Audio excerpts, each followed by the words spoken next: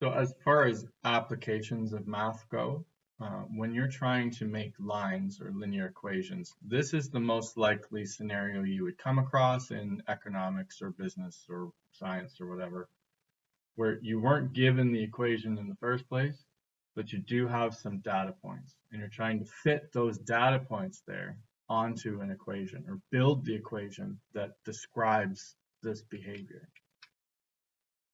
So if you're trying to make the equation of a line, right, this is our model, y equals b plus mx. I need a number for b, and I need a number for m. None of that is given. I'm going to have to deduce that stuff from these numbers. So I'm just going to draw sort of a bad sketch here. 3, 5 is about there. That's 3, 5. 5 on the y, 3 on the x. And 6, negative 4 is somewhere around here. 6 on the x, negative 4 on the y. Okay, now to do this, you've got to use a little bit of logic. You have to remember how slope worked when we were sketching these things. Your slope told you how to get from one dot to the next one. So if I'm going from this dot to this dot, I had to go from 5 to negative 4. Now, in order to do that, I'm going to have to drop 9. Just to count that on your fingers. 5 minus 9 gives you negative 4, so that's the drop I need. In order to go this way, I had to get from 3 to 6. So to go from 3 to 6, I had to move over 3.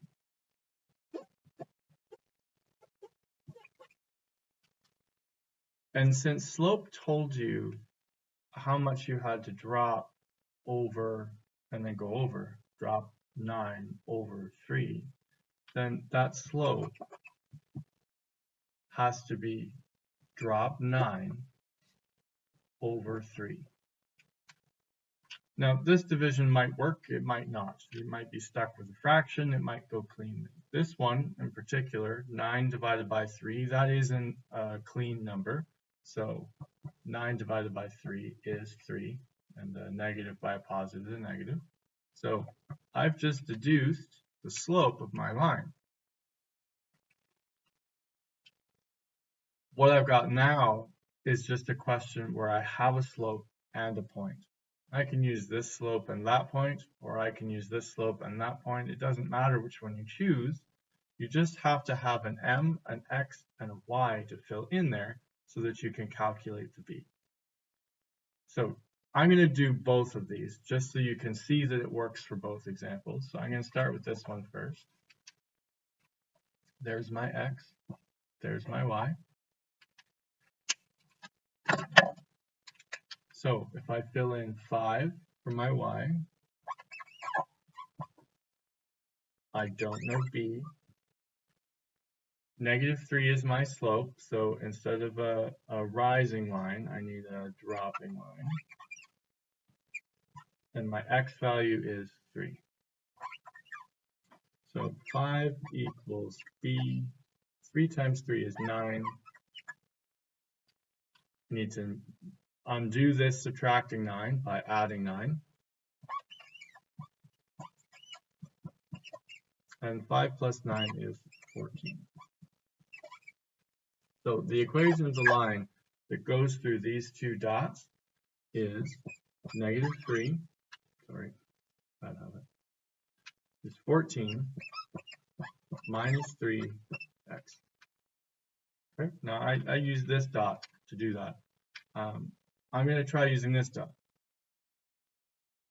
So instead of using 5 and 3 as my x and y, I'm going to use negative 4 and 6 as my y and x.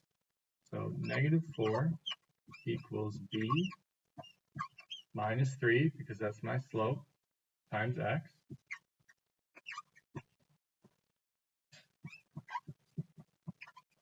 Negative 3 times 6 is negative 18. I have to undo subtracting 18 by adding 18 to the other side.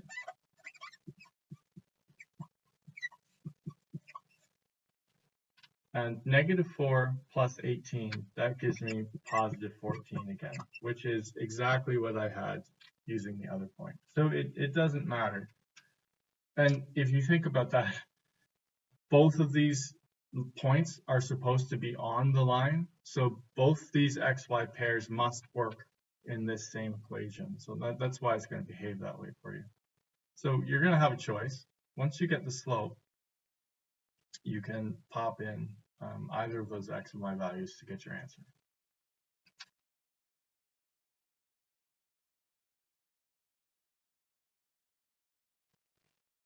Okay, just another example. I have 2 points here.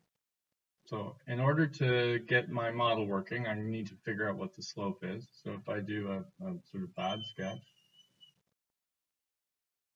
negative 2, 7 is somewhere around here. Negative 2 on the x and 7 on the y. 6, 19 is somewhere up here. 6 on the x and 19 on the y. So you have to figure out how much thing has gone up and how much it has gone over. So to get from this dot to that dot, I have to go up 12. 7 plus 12 is 19. So up 12. And I'm going to have to go over from negative 2 to 6. That's 8. I have to go over 8.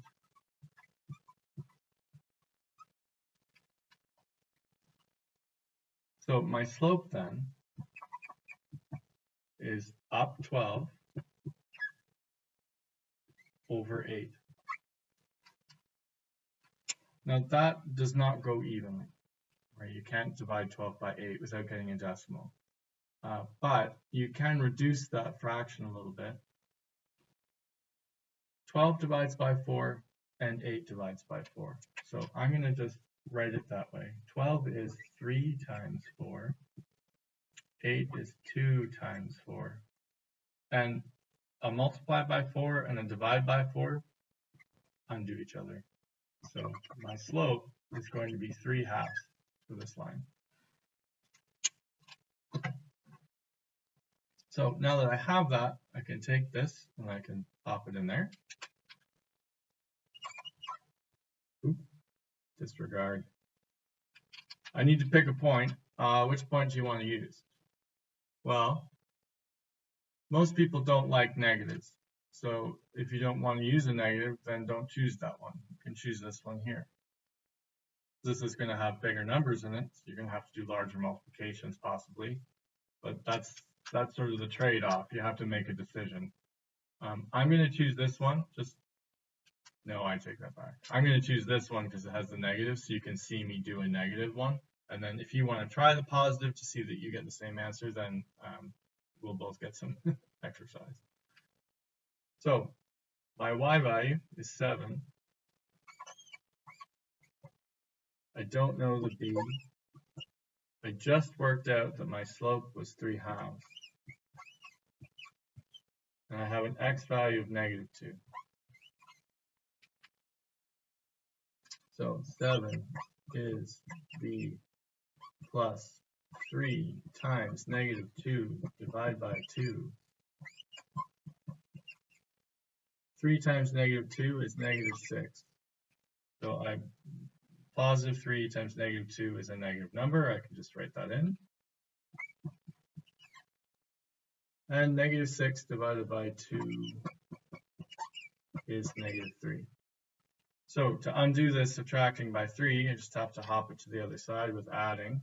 So undo the negative with positive. I don't know why I wrote 4 there.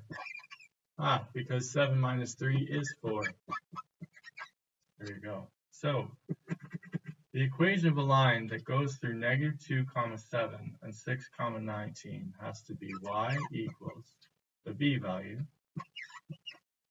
plus the slope for every x.